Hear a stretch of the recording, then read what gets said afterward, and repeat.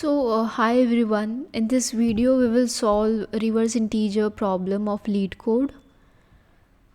Given a signed 32-bit integer x, return x with its digits reversed. If reversing x causes the value to go outside the signed 32-bit integer range, then return 0. Okay. Now let's say we have 1 to 3. Now we'll have to reverse it to 3 to 1. If the number is negative, we'll have to return 0. And if the number has 0 at the end, we'll have to return only the number excluding the 0 in the when we reverse it. And if it's 0, we'll return 0. And you'll have to take care of the constraint that is given. Now let's look at how we will proceed for the solution. Let's say we want to reverse 1 to 3. What we'll need is the last digit initially. So the last digit is equal to number modulo 10. When we will divide the number with 10, we will get the remainder as 3. Now we want the last second digit, that is 2.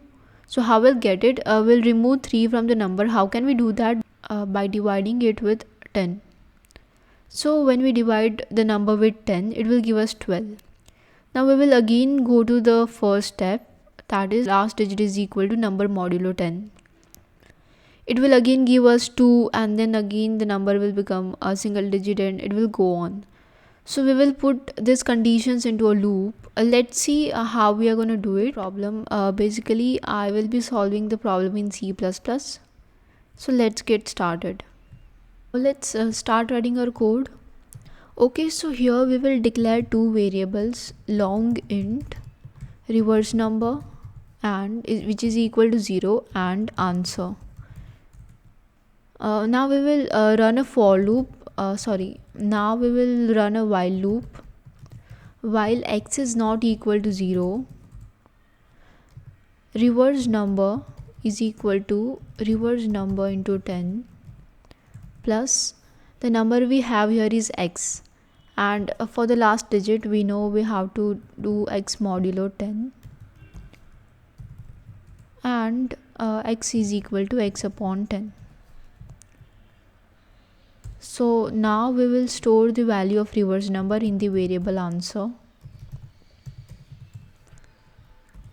Now we want to return answer, right? But we cannot return the answer directly because we have to check for the constraints, like if our answer is crossing the integer range, then we have to return 0. So here we cannot return the answer directly because we have to check for the constraint here, the constraint that is given here. So what we'll do, we will put a condition here. If answer is greater than less than equal to int minimum, or if the answer is greater than equal to int maximum, if that is true, we will return 0, or else we will return answer. Let's try and run our code. We got an error of, run our code. So it successfully ran. Now let's try and submit it. Okay, so this was done in 0 milliseconds and 6 MB memory space was occupied. These things are actually important to focus on because we want our program to be efficient. So we really do need to take care of a runtime and all. So yes, this is how reverse an integer problem is done. Now if you want me to do tutorial or a solution series on any other problem statement, you can just post them in the comment section below. I'll try and come up with the solution as soon as possible.